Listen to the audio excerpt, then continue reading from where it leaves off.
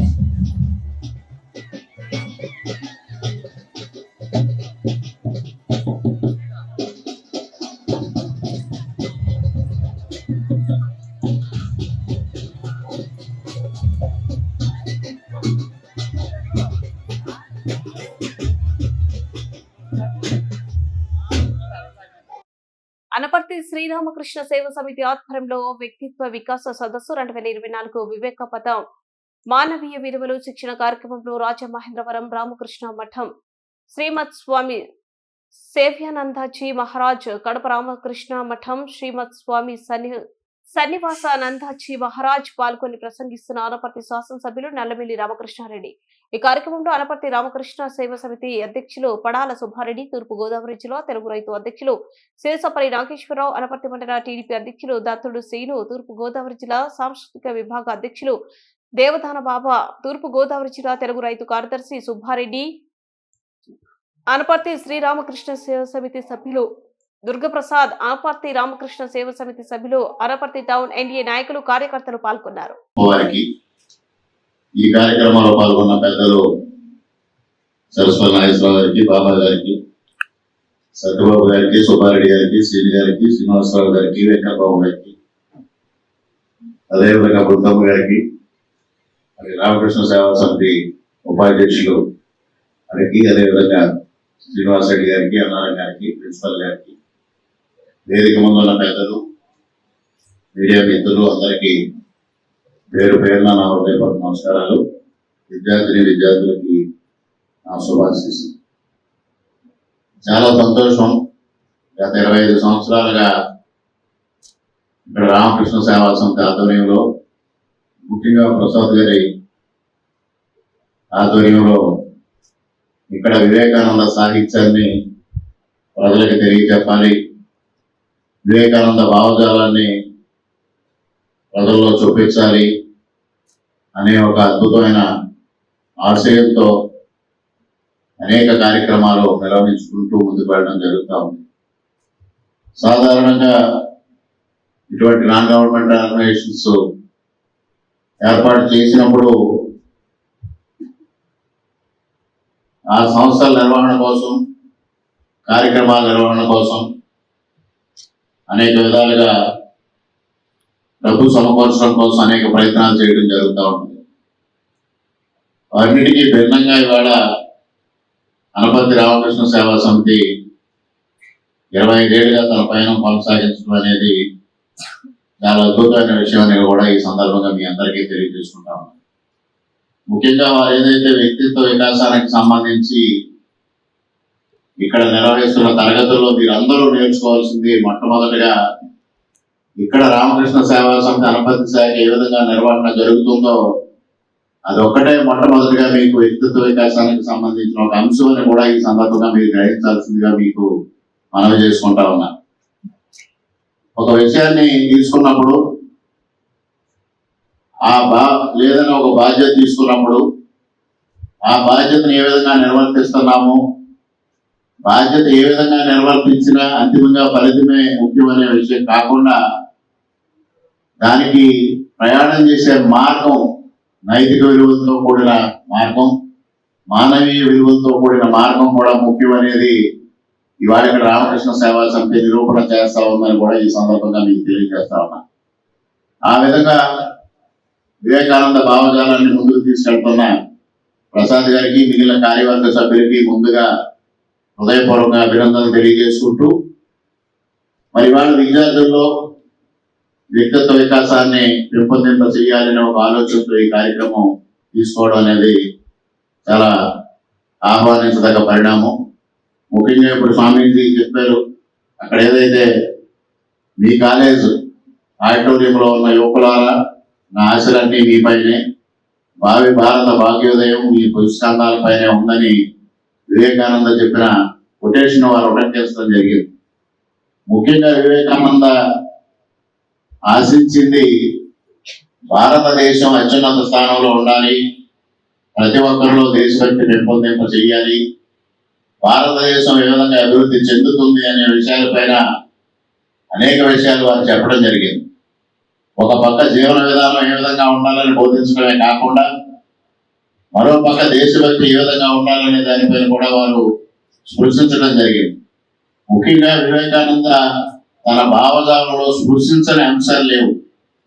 ముఖ్యంగా అనేక సంవత్సరాల తర్వాత వచ్చే పరిణామాలను కూడా వారు ఆలోచించి, ముఖ్యంగా వారి భావజాలంలో పారిశ్రామికీకరణ గురించి కూడా వారు మాట్లాడేవారు. అంటే వారు ఏ విధమైన ఆలోచన విధానం వారిలో ఉందనేది విద్యార్థులు అర్థం చేసుకోవాల్సిన అవసరం ఉంది.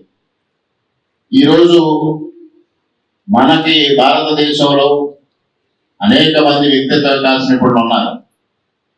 ముఖ్యంగా పూర్వ పురాణాల దగ్గర నుంచి తీసుకుంటే శ్రీకృష్ణుడిని మించిన వ్యక్తిత్వ వికాస నిపుణులు మరొకరు లేరు అనేది మీ అందరూ గ్రహించాల్సిన అవసరం ఉంది. ఆయన భగవద్గీత బోధించడం ద్వారా ఒక అత్యద్భుతమైన వ్యక్తిత్వ వికాస నిపుణుడు శ్రీకృష్ణుడు. ఆ తర్వాత మిగిలిన అనేక మంది మనకు వ్యక్తిత్వ వికాసాన్ని బోధించారు. ఏ విధంగా వ్యక్తిత్వ నిర్మాణం ఉండాలి, మనిషి వ్యక్తిత్వం ఏ విధంగా తీర్చిదిద్దుకోవాలనే దానిపైన వివేకానందుడు కానీ, గాంధీ మహాత్ముడు కానీ, అదేవిధంగా అనేక ఇతర దేశాల్లో ఉన్న వ్యక్తులు, మన దేశానికి వచ్చిన వ్యక్తులు కానీ, ముఖ్యంగా మన ప్రాంతానికి సంబంధించిన సర్ ఆర్థర్ కాటన్ కానీ, ఇటువంటి ఎంతో మంది మనల్ని వ్యక్తిత్వాన్ని ఏ విధంగా తీర్చిదిద్దుకోవాలనే దానిపైన మనం బోధించిన ఇవాళ మనం పాశ్చాత్య విలువల పట్ల ధనం అనేది ప్రధానం కాదు. ఇవాళ భారతదేశంలో మనం చదువు అభ్యసించి ఇవాళ విదేశాలకు వెళ్ళి మనం వారికి సేవ చేసి డబ్బు సంపాదించాలనే ఆలోచన ఇవాళ ముఖ్యంగా సమాజంలో పెంచి పెరిగిపోతా ఉన్నదనే సంగతి మీ అందరికీ తెలుసు. ముఖ్యంగా విద్యార్థులు దాని పట్ల ఒకంత అవగాహన పెంపొందించుకోవాల్సిన అవసరం ఉంది. చదువు అనేది సంస్కారం నేర్చుకోవడానికి తప్పించి డబ్బు సంపాదించడానికి కాదు అనే విషయాన్ని కూడా విద్యార్థులు గ్రహించాల్సిన అవసరం ఉంది. అధ్యాపక లోకం కూడా విద్యార్థులకు ఆ విధమైన బోధన చేయాల్సిన బాధ్యత ప్రతి ఒక్కరి పైన ఉంది. ఇవాళ సమాజంలో తల్లిదండ్రులు కానీ ఉపాధ్యాయులు కానీ ఒక మార్గాన్ని నిర్దేశించాల్సిన అవసరం ఉంది. ప్రతి ఒక్కరూ కూడా విదేశానికి వెళ్ళడమే విద్య యొక్క అత్యున్నత లక్ష్యం అని ఆలోచన చేసే విధానానికి స్వస్తి పలకాల్సిన అవసరం ఉంది. ఈరోజు పాశ్చాత్య దేశాలన్నీ భారతీయ సంస్కృతి వైపు మొగ్గు చూపిస్తున్న పరిస్థితుల్లో మనం విదేశీ సంస్కృతి పట్ల మొగ్గు చూపించడం ఎంతవరకు సమంజసం కూడా ఇవాళ విద్యార్థులు ఆలోచన చేయాల్సిన అవసరం ఉంది. ఇవాళ దుబాయ్ లాంటి దేశాల్లో భగవద్గీతని పాఠ్యాంశంగా బోధిస్తా ఉన్నారు అంటే మన సంస్కృతి ఎంత గొప్పదో ఒక్కసారి విద్యార్థులు ఆలోచన చేయాల్సిన అవసరం ఉంది. ఇవాళ మన భారతదేశం ప్రవేశపెట్టిన యోగా ప్రక్రియ ఇవాళ అనేక ముస్లిం దేశాలు ఇవాళ దాన్ని ఫాలో అవుతూ ఉన్నాయంటే మన భారతీయ సంస్కృతి ఎంత గొప్పది అనేది ప్రతి ఒక్కరు ఆలోచన చేయాల్సిన అవసరం ఉంది.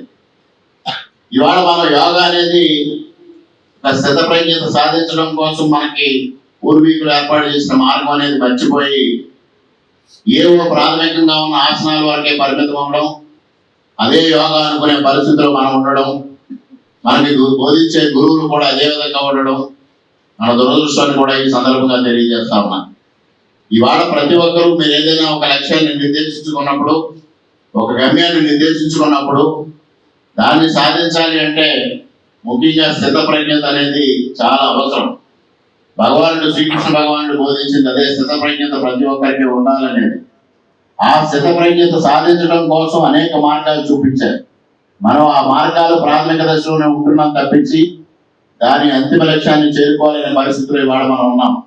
దానికి లోపం ఎవరిదైనా ఆలోచన చేయడం కన్నా అందరం సమిష్టిగా కృషి చేసి ఆ విధంగా విద్యార్థుల్ని యువకుల్ని తీర్చిదిద్దడం ద్వారా ఈ భారత సమాజాన్ని అత్యద్భుతంగా నిర్మాణం చేయడంలో ప్రతి ఒక్కరూ బాధ్యత వహించాలనేది కూడా ఈ సందర్భంగా మీకు తెలియజేస్తా ఉన్నా.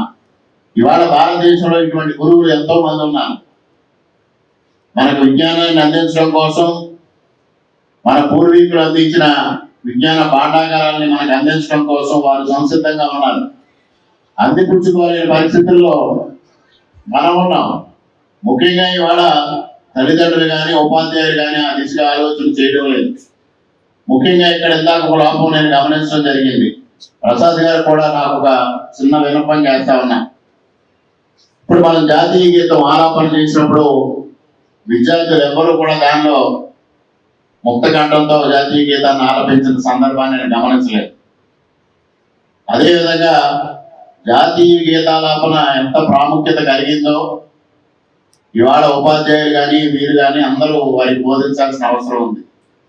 అదేవిధంగా నేను గత 20 సంవత్సరాలుగా గమనిస్తా ఉన్నాను. మీరు ప్రారంభం అంతిమం రెండూ కూడా జనగణమనతోనే ముగించడం జరుగుతూ ఉంది. ముఖ్యంగా ఏదైతే వందే మాతర గీతాన్ని కూడా మనం ఆలపించాల్సిన బాధ్యత మనపై ఉంది. ప్రారంభ కార్యక్రమంలో వందే మాతరం ద్వారా ప్రారంభించి క్లోజింగ్ మాత్రం జనగణమనతో చేయాల్సిందిగా వారికి కూడా సవినయంగా విజ్ఞప్తి చేస్తా ఉన్నా. ఇవాళ భారతదేశం గత అనేక సంవత్సరాల తర్వాత ఇవాళ అత్యుత్తమ స్థానానికి ప్రపంచంలో ఎదుగుతా ఉంది అనేక విషయాల్లో. దాన్ని మీరందరూ కూడా అర్థం చేసుకోవాల్సిన అవసరం ఉంది. ముఖ్యంగా మనకి ప్రకృతి అనేక విషయాల్ని మనకు నేర్పుతా ఉంది. ఒక నదిని చూడండి, ఒక చెట్టును చూడండి, ఒక మొక్కను చూడండి, ఒక వ్యక్తి నిర్మాణం ఎలా ఉండాలి, ఒక వ్యక్తిత్వ నిర్మాణం ఎలా ఉండాలి అనేది ప్రకృతి మనకు నేర్పిస్తా ఉంది.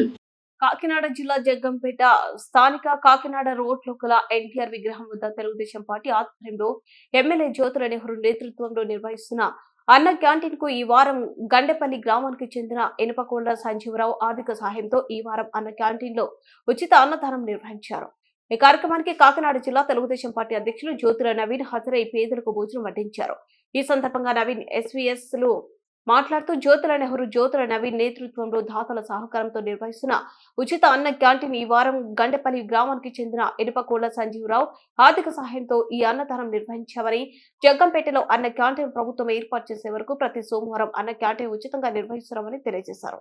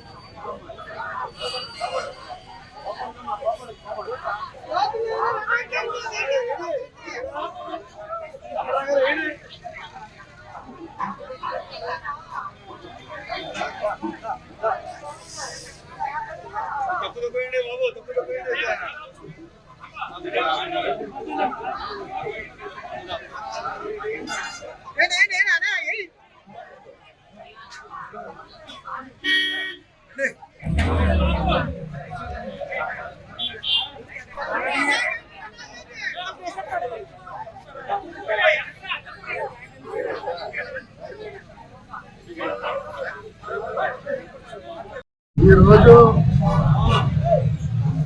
అన్నా క్యాంటీన్ ద్వారా పేద ప్రజలకి అన్నం పెట్టడం జరుగుతూ ఉంది.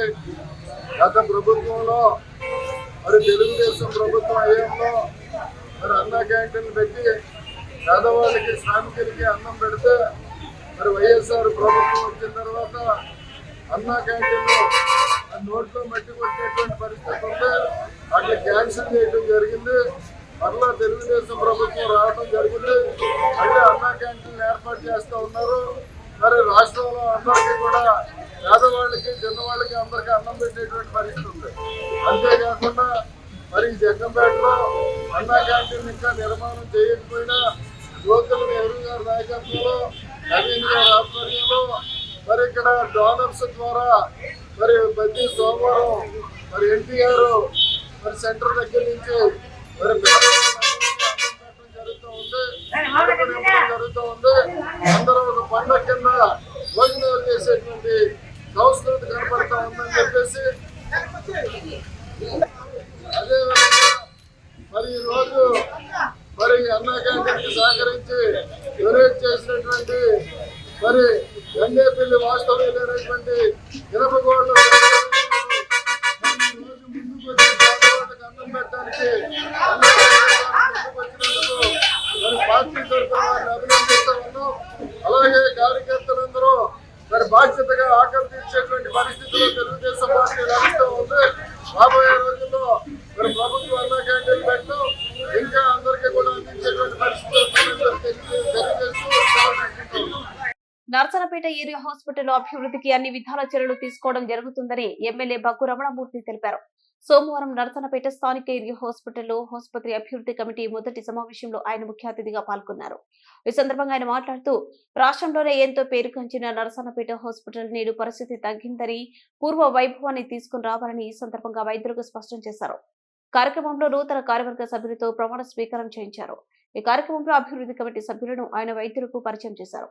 కార్యక్రమంలో ఇదే ఆసుపత్రిలో సూపరింటెండెంట్ గా విధులు నిర్వహించిన విశ్రాంతి వైద్యురాలు డాక్టర్ ఎం పద్మావతిను అభివృద్ధి కమిటీలో చేర్చడం జరిగిందని పేర్కొన్నారు.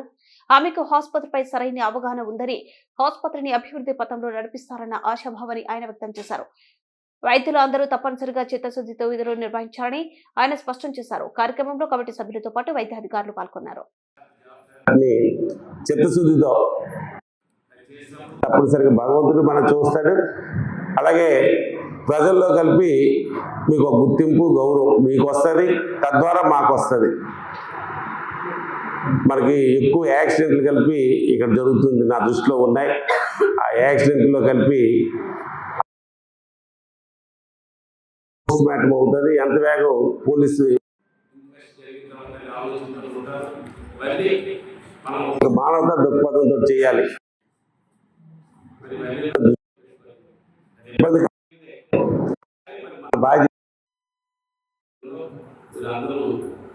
సహకరించి ఈ నర్సనపేట హాస్పిటల్ని మంచి హాస్పిటల్ తీర్చిదిద్దడంలో మీరందరూ అవసరం ఉంది. అలాగే త్వరలో ఈ హాస్పిటల్ వితిన్ 6 months కంప్లీట్ చేసి అది కలిపి నా వంతు చేస్తున్నాను. అలాగే గౌరవ సభ్యులు మన మేడం, మన కమలావు గారు కానీ, జగన్నాథ్ గారు కానీ, మన శాస్త్రి గారు కానీ ప్రత్యేకమైన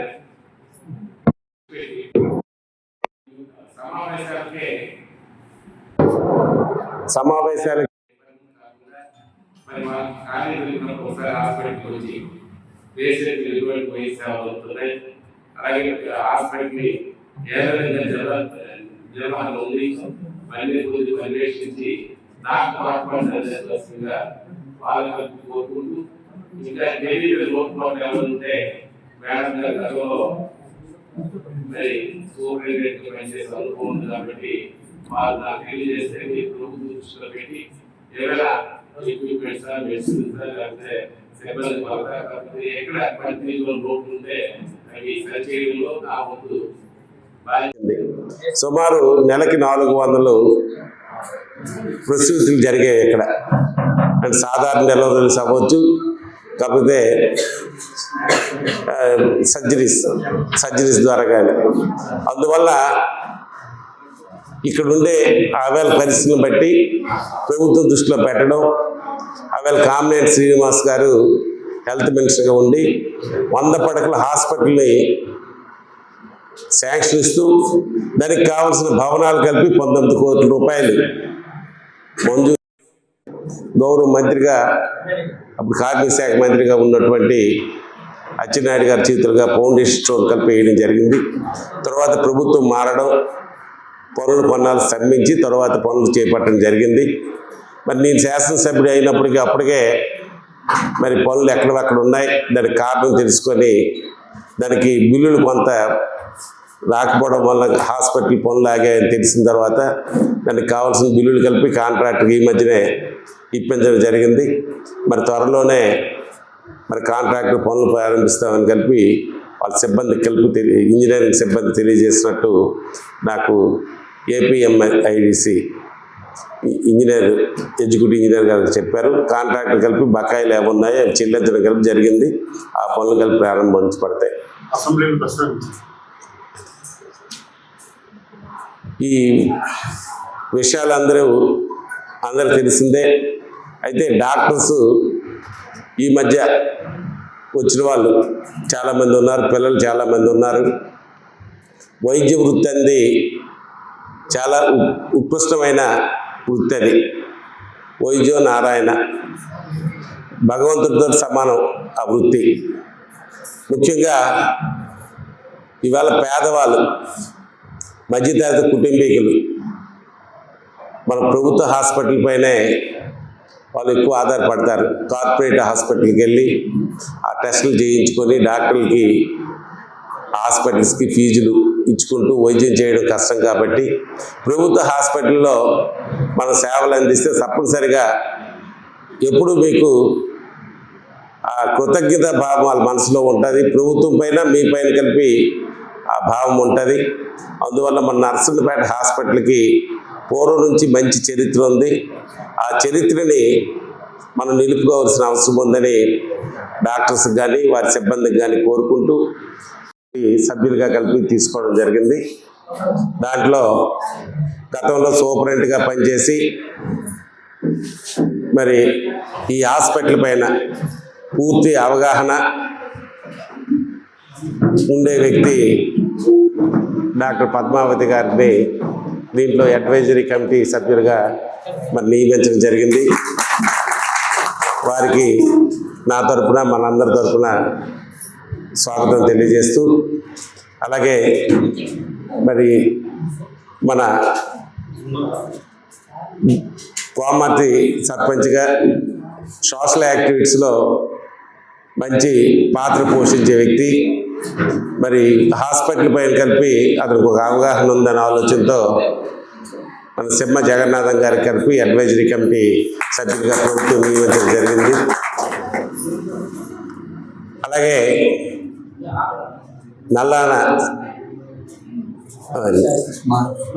మాదిన శాస్త్రి గారు మరి సోషల్ యాక్టివిటీస్లో అతను కలిపి మరి ఎవరికైనా ఒంట్లు బాగాలేకపోయినా ఏమైనా కార్యక్రమాలు ఉన్నా మరి యాక్టివ్ రోల్ ఉంటుంది. మరి హాస్పిటల్ పైన కలిపి ఒక ప్రత్యేక బాధ్యత పోయించి అతను కలిపి భాగస్వాములు అవుతారని ప్రభుత్వం కలిపి అతను కలిపి మరి మన అడ్వైజ్ జరిగింది. అయితే గతంలో ఈ హాస్పిటల్ కమిటీ చైర్మన్గా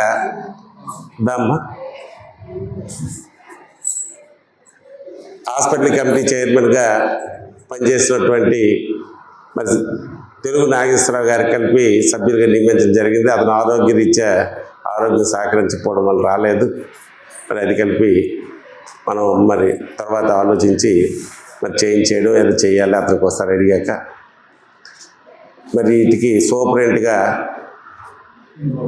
శ్రీనివాస్ కొంతమంది కేటాయించవలసి ఉంటుంది.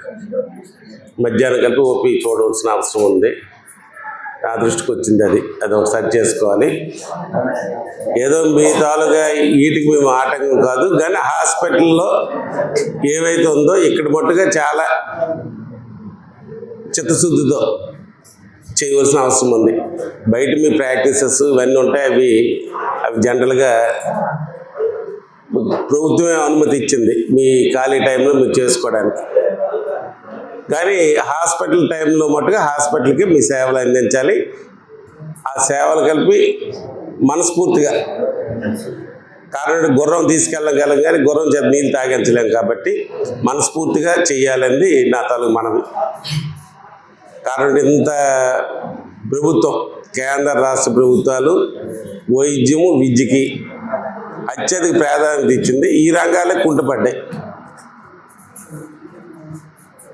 అందువల్ల మనం ఈ హాస్పిటల్ పేరుని మనం నిలుపుకోవాల్సిన అవసరం, అంటే మీకెంత నాకెంత ఉందో మీకు అంతే బాధ్యత ఉంది.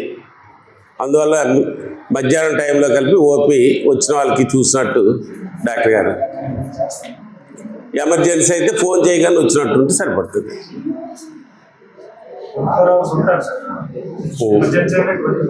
ఉంటారు కానీ ఓపీ కలిపి మధ్యాహ్నం ఏదో అర్జెంట్ ఉండి ఏదో ఉంటే చూసినట్టు ఉండాలి.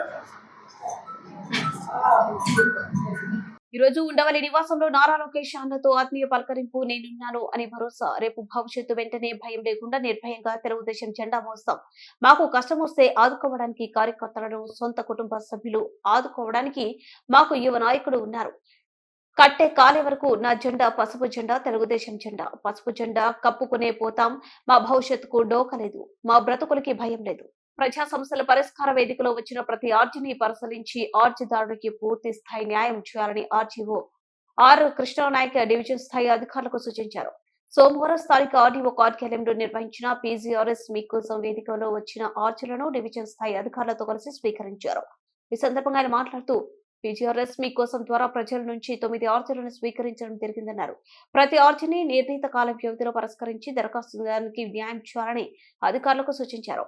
ఈ రోజు ఆర్జీలు రాజమహేంద్రవరానికి చెందిన జి సింహాద్రి అనే వ్యక్తి తనకు గతంలో పెన్షన్ వచ్చిందని, కానీ ప్రస్తుతం తనకు సెప్టెంబర్ 2021 సంవత్సరం నుండి పెన్షన్ ఆగిపోయిందని తెలియజేశారు.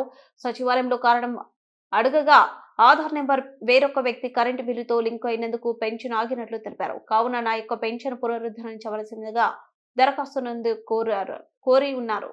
నగరపాలక సంస్థ ఆధ్వర్యంలో నిర్వహించిన పీజీఆర్ఎస్ మీకోసంలో ప్రజల నుంచి 20 ఆర్జీలను మున్సిపల్ కమిషనర్ తరపున ఇన్ఛార్జ్ అదనపు కమిషనర్ ఎస్ వెంకటరమణ స్వీకరించడం జరిగిందని తెలిపారు.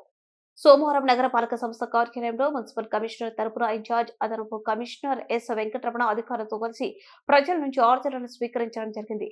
కొన్ని ఆర్జీలు రాజమహేంద్రవరానికి చెందిన బి వెంకట విజయ్ ప్రసాద్ అనే వ్యక్తి తనకు ఆస్తి పన్ను ఎక్కువగా వస్తున్నందున దానిని సరిచేసే పన్ను తగ్గింపు చేయవలసిందిగా కోరుతూ దరఖాస్తు నందు పేర్కొన్నారు.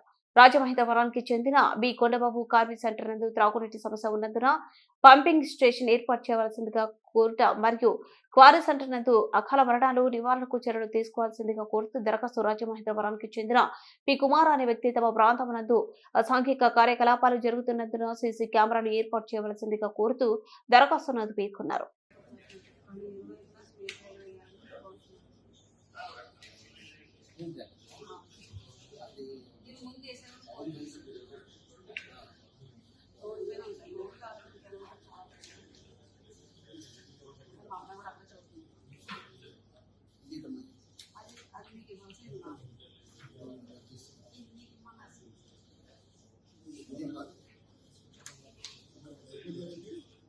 బులెటిన్ ముగించే ముందు హెడ్లైన్స్ మరోసారి. కన్నుల పండుగగా కార్తీక మాసం చివరి రోజు వేడుకలు. కార్తీక మాసం ఆఖరి సోమవారం కావడంతో భక్తులతో కిటకిటలాడాయి. అనపర్తి రామకృష్ణ సేవ సమితి ఆధ్వర్యంలో వ్యక్తిత్వ వికాసం సదస్సు. ఎన్టీఆర్ స్ఫూర్తితో అన్న క్యాంటీన్లో జిల్లా టీడీపీ అధ్యక్షులు జ్యోతుల నవీన్. మరో 6 మాసాలలో 100 పడకల ఏరియా హాస్పిటల్ సిద్ధం. శాసనసభ్యులు బంకు రమణమూర్తి. ఈ రోజు ఉండవల్లి నివాసంలో నారా లోకేష్ అన్నతో ఆత్మీయ పలకరింపు. పీజీఆర్ఎస్ మీకోసం ప్రజల నుంచి వచ్చిన ఆర్జీలను నిర్ణీత కాల వ్యవధిలో పరిష్కరించాలి. పీజీఆర్ఎస్ మీకోసంలో ప్రజల నుంచి 20 ఆర్జీలను స్వీకరించడం జరిగింది.